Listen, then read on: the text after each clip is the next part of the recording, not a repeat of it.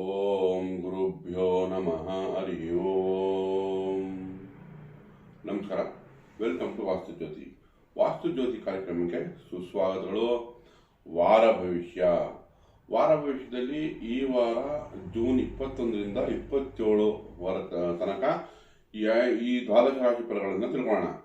ಅದಕ್ಕೂ ಮುಂಚೆ ಗ್ರಹಗತಿಗಳು ಅಂದರೆ ಗೋಚಾರ ಯಾವ ಗ್ರಹಗಳಲ್ಲಿ ಏನೇನು ಯಾವ ಪರಿಸರದಲ್ಲಿದೆ ಅಂತ ತಿಳ್ಕೊಳ್ಳೋಣ. ಈ ವಾರದ ವಿಶೇಷತೆ ಏನು ಅಂದರೆ ನೋಡಿ, ನಿಮಗೆ ಉಚ್ಚ ಕರ್ಕಾಟಕ ರಾಶಿಯಲ್ಲಿ ಗುರು ಉಚ್ಚ ಸ್ಥಿತಿಯಲ್ಲಿ ಸ್ಥಿತನಾಗಿದ್ದಾರೆ. ಅವ್ರ ಜೊತೆಗೆ ಬುಧ ಶುಕ್ರರು ಸೇರ್ಕೊಂಡಿದ್ದಾರೆ. ಅಂದರೆ ಶುಭ ಗ್ರಹಗಳು ಗುರು ಸನ್ನಿಧಿಯಲ್ಲಿ ಬುಧ ಶುಕ್ರರು ಇದ್ದಾರೆ. ಹಾಗೆ ನಮಗೆ ಈ ವಾರದ ವಿಶೇಷತೆ, ಕುಜ ನಮಗೆ ವೃಷಭ ರಾಶಿ ಸಂಚಾರ ಮಾಡ್ತಾ ಇದೆ. ರವಿ ನಮಗೆ ಮಿಥುನ ರಾಶಿಯಲ್ಲಿಯೂ, ಶನೇಶ್ವರನು ಮೀನ ರಾಶಿಯಲ್ಲಿಯೂ, ಹಾಗೂ ಕುಂಭರಲ್ಲಿ ರಾಹು ಮತ್ತು ನಮಗೆ ಸಿಂಹ ರಾಶಿಯಲ್ಲಿ ಕೇತು ಸಂಚಾರ.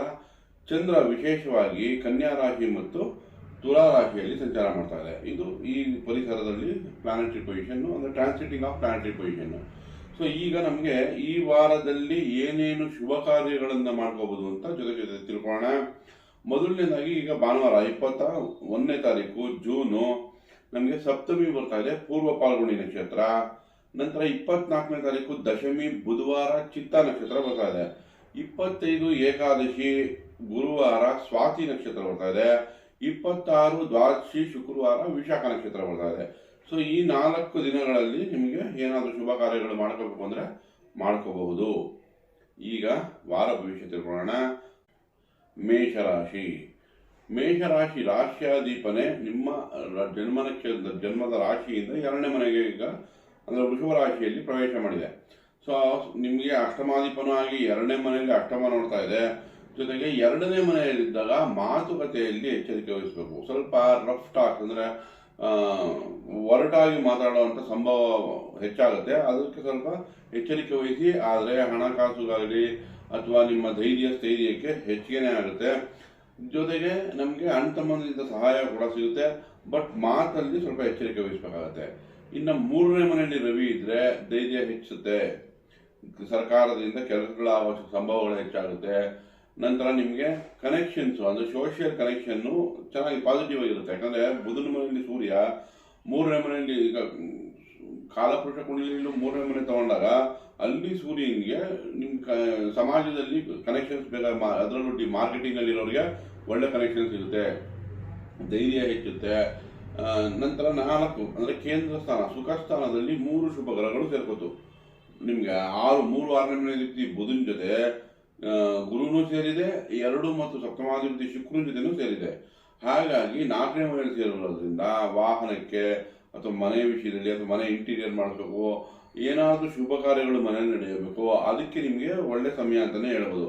ಇನ್ನು ನಂತರ ನಮಗೆ ಪಂಚಭೂತದ ಕೇತುಗೆ ಪರಿಹಾರ ಬೇಕಾಗುತ್ತೆ.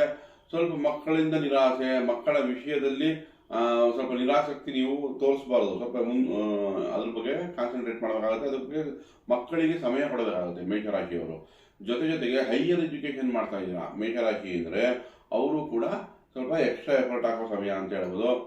ಕೇತುಗೆ ಪರಿಹಾರ ಬೇಕು. ಕೇತುಗೋಸ್ಕರ ನೋಡಿ, ಬೀದಿ ನಾಯಿಗೆ ಆಹಾರ ಕೊಡೋದಾಗಲಿ ಅಥವಾ ಗಣೇಶನ ದೇವಸ್ಥಾನಕ್ಕೆ ಹೋಗಿ ನಿಮ್ಮ ಹೆಸರಲ್ಲಿ ಅರ್ಚನೆಗಳನ್ನು ಮಾಡೋದಾಗಲಿ, ಜೊತೆಗೆ ಒಂದು ತೆಂಗಿನಕಾಯಿನ ಗಣೇಶನ ದೇವಸ್ಥಾನದಲ್ಲಿ ಕೊಡೋದು, ಅಥವಾ ದಿನನಿತ್ಯ ಒಂದು 2-3 ಪೇಜ್ ಕೈಯಿಂದ ಬರೆಯೋದ್ರಿಂದ ಕೂಡ ನಿಮ್ಗೆ ಅನುಕೂಲ ಆಗುತ್ತೆ. ಅಂದರೆ ಡೈಲಿ ರೈಟಿಂಗ್. ಅದೇ ಥರನೇ ನಮಗೀಗ ನೋಡಿ, ರಾಹು 11ರಲ್ಲಿ ಶುಭ ಫಲಗಳನ್ನೇ ಕೊಡುತ್ತೆ. ಬಟ್ ಮೇಷರಾಶಿಯವರಿಗೆ ಚಂದ್ರನ ಗೋಚಾರ 6-7ರಲ್ಲಿ ಚಂದ್ರನ ಗೋಚಾರ ಆಗುತ್ತೆ. ಹೊಸ ಉತ್ಸಾಹ, ಈ ವೀಕ್ ಪರಿಪೂರ್ಣ ಈ ವಾರ ನಿಮಗೆ ಎನರ್ಜೆಟಿಕ್ ಆಗಿರ್ತೀರ. ಅಂದರೆ ಒಂದು ಸೋಷಿಯಲ್ ಕನೆಕ್ಷನ್ ಸಿಗ್ತಾ ಇದೆ. ಸುಖ ಸ್ಥಾನದಲ್ಲಿ 3 ಶುಭ ಗ್ರಹಗಳಿದೆ. ಹಾಗಾಗಿ ಈ ವಾರ ಪೂರ್ತಿ ನಿಮಗೆ ಒಂದು ಹೊಸ ಉತ್ಸಾಹದಲ್ಲೇ ಕೆಲಸ ಮಾಡ್ತೀರಾ. ಆಪರ್ಚುನಿಟಿ ತುಂಬ ಚೆನ್ನಾಗೇ ಸಿಗುತ್ತೆ. ಬಟ್ ಇಷ್ಟಾದ್ರೂ ನಮಗೆ ಸಾತಿ ಸ್ವಲ್ಪ ನಿಧಾನ ಮಾಡೋದ್ರಿಂದ ಶನಿ ಶಾಂತಿ ಅಗತ್ಯ. ಸೊ ಶನಿಗೋಸ್ಕರ ನೀಲಾಂಜನ ಸಮಾಭಾಸಂ ರವಿಪುತ್ರಯಮಾಗ್ರಜಂ ಛಾಯಾ ಮಾರ್ತಾಂಡ ಸಂಭೂತಂ ತಂ ನಮಾಮಿ ಶನೇಶ್ವರಂ ಒಂದು 21 ಬಾರಿ ಹೇಳ್ಕೊಳ್ಳಿ. ಜೊತೆಗೆ ನಮಗೆ ಅಂದರೆ ಎಳ್ಳೆಣ್ಣೆ ದೀಪ ಹಚ್ಚೋದ್ರಿಂದ ಕೂಡ ಅನುಕೂಲ ಇದೆ. ಹನುಮಾನ್ ಚಾಲೀಸ ಹೇಳ್ಕೋಬಹುದು, ರಾಮರಕ್ಷಾ ಸ್ತೋತ್ರ ಹೇಳ್ಕೋಬಹುದು, ವೃದ್ಧರಿಗೆ ಸೇವೆ ಮಾಡಬಹುದು, ಅಂಗವಿಕಲರಿಗೆ ಏನಾನ ಕೈಯಾರ ಸಹಾಯ ಮಾಡೋದ್ರಿಂದ, ಯಾವ್ದಾನ ಒಂದು ಮಾಡೋದ್ರಿಂದ ಕೂಡ ನಿಮಗೆ ಶನಿ ಪರಿಹಾರ ಆಗುತ್ತೆ. ಓವರಾಲ್ ತಗೊಂಡ್ರೆ ಮೇಷರಾಶಿಯವರಿಗೆ ಈ ವಾರ ಚೆನ್ನಾಗಿದೆ ಅಂತ ಹೇಳ್ಬೋದು. ಒಳ್ಳೆಯದಾಗಲಿ. ವೃಷಭ ರಾಶಿ. ನೋಡಿ, ವೃಷಭ ರಾಶಿಯವರಿಗೆ ಸಪ್ತಮಾಧಿಪತಿ ನಿಮ್ಮ ರಾಶಿಯಲ್ಲೇ ಸಂಚಾರ, ಅಂದರೆ 12ನೇ ಮನೆ ಅಧಿಪತಿನೂ ಆಗಿರುವಂಥ ಕುಜ ಮಂಗಳನು ನಿಮ್ಮ ರಾಶಿಯಲ್ಲೇ ಸಂಚಾರ ಮಾಡ್ತಾ ಇರೋದ್ರಿಂದ ಮಿಶ್ರ ಫಲ ನಾವು ಎಕ್ಸ್ಪೆಕ್ಟ್ ಮಾಡ್ಬೋದು. ಅಂದರೆ ಹೂಡಿಕೆಗೆ ಪರವಾಗಿಲ್ಲ, ಆದರೆ ಸ್ವಲ್ಪ ಇನ್ವೆಸ್ಟ್ಮೆಂಟ್ ಜಾಸ್ತಿ ಆಗ್ಬೋದು, ಖರ್ಚು ಹೆಚ್ಚಾಗ್ಬೋದು, ಕೋಪತಾಪಗಳು ಹೆಚ್ಚಾಗ್ಬೋದು, ಗಂಡ ಹೆಂಡತಿಲಿ ಭಿನ್ನಾಭಿಪ್ರಾಯ ಬರ್ಬೋದು. ಹಾಗಾಗಿ ನಮಗೆ ಕುಜಿಗೆ ಪರಿಹಾರ ಬೇಕು. ಓಂ ಕಾರ್ತಿಕೇಯ ನಮಃ, ಓಂ ಸ್ಕಂದಾಯ ನಮಃ, ಓಂ ಷಣ್ಮುಗಾಯ ನಮಃ, ಇದೊಂದು 21 ಬಾರಿ ಯಾವ್ದಾನ ಒಂದನ್ನು 21 ಬಾರಿ ದಿನನಿತ್ಯ ಈ ವಾರದಲ್ಲಿ ಹೇಳ್ಕೊಳೋದ್ರಿಂದ, ಜೊತೆಗೆ ಒಂದು ದೈಹಿಕವಾಗಿ ಕೆಲಸ ಮಾಡೋದು, ಅಂದರೆ ಒಂದು 20 ನಿಮಿಷ ಬ್ರಿಸ್ಕ್ ವಾಕ್ ಮಾಡೋದು ಅಥವಾ ಜಿಮ್ಗೆ ಹೋಗೋದು, ಯಾವುದೋ ಒಂದು ಆಕ್ಟಿವಿಟೀಸ್ ಅಲ್ಲಿದ್ರೆ ಕುಜ ಎನರ್ಜಿ ಬ್ಯಾಲೆನ್ಸ್ ಆಗುತ್ತೆ. ಇಲ್ಲ ಅಂದರೆ ಸುಬ್ರಹ್ಮಣ್ಯ ದೇವಸ್ಥಾನದಲ್ಲಿ ತೊಗರಿಬೇಳೆ ಬೆಲ್ಲ ಕೊಡೋದ್ರಿಂದ ಕೂಡ ನೀವು ಕುಜ ಶಾಂತಿ ಮಾಡ್ಕೋಬೋದು. ಹಾಗೆ 2ನೇ ಮನೆಯಲ್ಲಿ ಸೂರ್ಯ, ಯಾವಾಗ 4ನೇ ಸುಖಸ್ಥಾನಾಧಿಪತಿ ಸೂರ್ಯ 2ನೇ ಮನೆಯಲ್ಲಿರ್ತಾನೋ, ಕುಟುಂಬದಿಂದ ಲಾಭ, ಕುಟುಂಬಕ್ಕೋಸ್ಕರ ಏನಾದರೂ ಒಂದು ಒಳ್ಳೆ ಶುಭ ಕಾರ್ಯಗಳನ್ನು, ಏನಾದರೂ ಒಂದು ಒಳ್ಳೆ ಲೀಡರ್ಶಿಪ್ ಕ್ವಾಲಿಟಿ ತೊಗೊಂಡು ಒಂದು ಒಳ್ಳೆ ಕೆಲಸ ಮಾಡ್ತಾರೆ. ಯಾಕಂದ್ರೆ ಕುಜನು ಫೈರ್ ಎಲಿಮೆಂಟ್ ನಿಮ್ಮ ರಾಶಿಯಲ್ಲೇ ಇದೆ, 2ನೇ ಮನೆಯಲ್ಲೂ ಸೂರ್ಯ ಇರೋದ್ರಿಂದ ಕುಟುಂಬಕ್ಕೆ ಮುತುವರ್ಜಿ ತೊಗೊಂಡು ಏನಾದರೂ ಒಂದು ಒಳ್ಳೆ ಕೆಲಸಗಳು ಮಾಡ್ತೀರಾ ಅಂತ.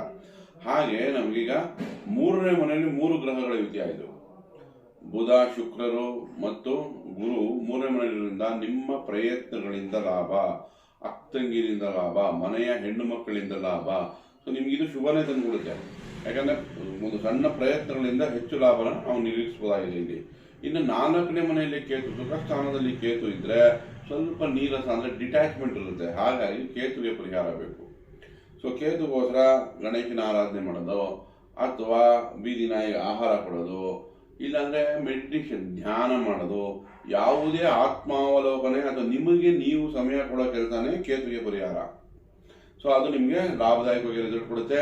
ಇನ್ನು ಚಂದ್ರ 5ನೇ ಮನೆ 6ನೇ ಮನೆಯಲ್ಲಿ ಸಂಚಾರ ಮಾಡ್ತಿರೋದ್ರಿಂದ ನಿಮಗೂ ಕೂಡ ಈ ವಾರ ಹೊಸ ಉತ್ಸಾಹ ಉಲ್ಲಾಸ ಇರುತ್ತೆ, ಕೆಲಸದಲ್ಲಿ ಲಾಭವನ್ನು ತಂದುಕೊಳ್ಳಿ. ಯಾಕಂದರೆ 3ನೇ ಮನೆ ಅಧಿಪತಿ ಯಾವಾಗ 5, 6ರಲ್ಲಿ ಸಂಚಾರ ಮಾಡುತ್ತೋ ಕ್ರಿಯೇಟಿವಿಟಿ ಹೆಚ್ಚು ಮಾಡುತ್ತೆ, ಬ್ಯಾಲೆನ್ಸ್ ಮೈಂಡ್ ಇರುತ್ತೆ. ಸೊ ಅದು ನಿಮ್ಗೆ ಅಡ್ವಾಂಟೇಜ್ ಇದೆ. ಇನ್ನು ಕರ್ಮಸ್ಥಾನದಲ್ಲಿ ರಾಹು ಕೂಡ ಒಳ್ಳೆ ರಿಸಲ್ಟ್ ಕೊಡುತ್ತೆ. ಕರ್ಮಕಾರಕ ಶನಿ 11ರಲ್ಲಿರೋದು ಶುಭದಾಯಕ.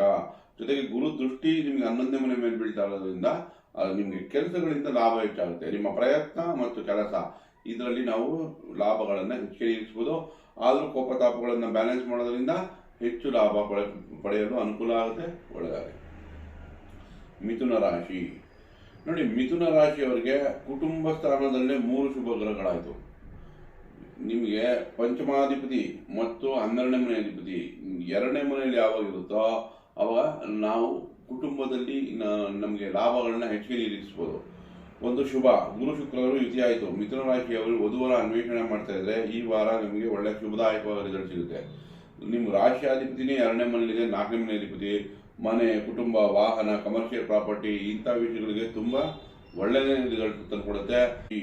ನೋಡಿ, ಮಿಥುನ ರಾಶಿಯವರಿಗೆ ಸೂರ್ಯ ಏನಿದೆ 3ನೇ ಮನೆ ಅಧಿಪತಿ ನಿಮ್ಮ ರಾಶಿಯಲ್ಲಿಯೇ ಸಂಚಾರ ಮಾಡ್ತಿರೋದ್ರಿಂದ ಸ್ವಲ್ಪ ಕೋಪತಾಪ ಹೆಚ್ಚಾಗ್ಬೋದು, ಅಥವಾ ಅಣ್ತಮ್ಮಂದ್ರಿಗೋಸ್ಕರ ಖರ್ಚಾಗ್ಬೋದು, ಅದು ಸ್ವಲ್ಪ ಅಧಿಕ ತಿರುಗಾಟಗಳು, ಅಂದರೆ ಸ್ಮಾಲ್ ಟ್ರಿಪ್ಸ್ ಆಗುವಂಥ ಚಾನ್ಸಸ್ ಜಾಸ್ತಿ ಇರುತ್ತೆ.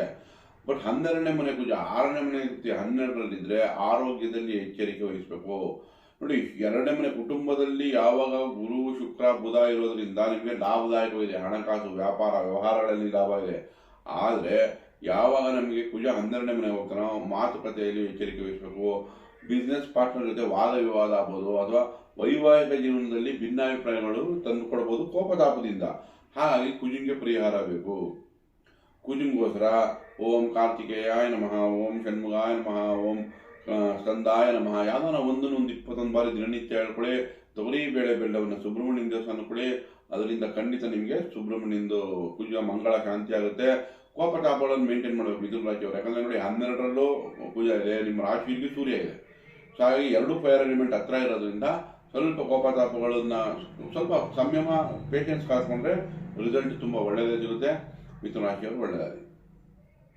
ಕರ್ಕಾಟಕ ರಾಶಿ ನೋಡಿ, ಕರ್ಕಾಟಕ ರಾಶಿಯವರಿಗೆ 2ನೇ ಮನೆ ಅಧಿಪತಿ 12ರಲ್ಲಿದೆ ಸೂರ್ಯ. ಸೊ ಈ ಕುಟುಂಬಕ್ಕೋಸ್ಕರ ಖರ್ಚು ಆಗುವಂಥ ಸಾಧ್ಯತೆಗಳಿದೆ. ಸರ್ಕಾರಕ್ಕೆ ಏನಾದರೂ ಟ್ಯಾಕ್ಸ್ ಕಟ್ಟೋದು, ಫೈನ್ ಕಟ್ಟೋದು, ಅದಕ್ಕೊಂದು ಚಾನ್ಸಸ್ ಬರ್ಬೋದು. ತಂದೆಗೋಸ್ಕರ ಖರ್ಚು ಆಗ್ಬೋದು. ಈ ವಿಷಯಗಳಲ್ಲಿ ಸ್ವಲ್ಪ ಎಚ್ಚರಿಕೆ ವಹಿಸಿ. ಸೂರ್ಯಗೆ 21ನೇ ತಾರೀಕು ಇವಾಗ ಡೇ ಇರೋದ್ರಿಂದ ಸೂರ್ಯ ನಮಸ್ಕಾರಗಳನ್ನು ಮಾಡಿ, ಸೂರ್ಯ ಉದಯಕ್ಕೆ ಎದ್ದು ಒಂದು ಬ್ರಿಸ್ಕ್ ವಾಕ್ ಮಾಡೋದು, ಒಂದು ವಾಕಿಂಗ್ ಮಾಡೋದು, ಅದರಿಂದ ಕೂಡ ಲಾಭ ನೀವು ಪಡ್ಕೋಬೋದು. ಜೊತೆಗೆ ನಮಗೆ ನೋಡಿ 11ನೇ ಮನೆ ಕುಜ. ಕರ್ಕ ರಾಶಿಯವರಿಗೆ ನೋಡಿ 1, 2, 3, 4, 5 ಪಂಚಮಾಧಿಪತಿ ಮತ್ತು 7, 8, 9 ಪಂಚಮಾಧಿಪತಿ ಕರ್ಕಾಟಕ ರಾಶಿಯವರಿಗೆ ಪಂಚಮಾಧಿಪತಿ ಮತ್ತು ಕರ್ಮಾಧಿಪತಿಯಾದ ಕುಜನು 11ನೇ ಮನೆಯಲ್ಲಿದೆ. ಹಾಗಾಗಿ ನಿಮ್ಮ ಕ್ರಿಯೇಟಿವಿಟಿಯಿಂದ ಲಾಭ, ಅಣ್ತಮ್ಮನಿಂದ ಲಾಭ, ಭೂಮಿಯಿಂದ ಲಾಭ, ವಾಹನದಿಂದ ಲಾಭ, ಧೈರ್ಯ ಹೆಚ್ಚುತ್ತೆ, ಪ್ರಯತ್ನಗಳು ಹೆಚ್ಚುತ್ತೆ. ಹಾಗಾಗಿ ಕರ್ಕಾಟಕ ರಾಶಿಯವರಿಗೆ ಕೆಲಸ ಸಿಗೋದು ತುಂಬ ಚೆನ್ನಾಗಿದೆ. ನೋಡಿ, ಗುರು ಶನಿ ಕನೆಕ್ಟ್ ಆಗ್ತಾ ಇದೆ, ಶುಕ್ರ ಶನಿ ಕನೆಕ್ಟ್ ಆಗ್ತಾ ಇದೆ, ಬುಧ ಶನಿ ಕನೆಕ್ಟ್ ಆಗ್ತಾ ಇದೆ. ಹಾಗಾಗಿ ಈ 4 ಗ್ರಹಗಳು ಯುತಿ ಇದ್ದಂಗೆ.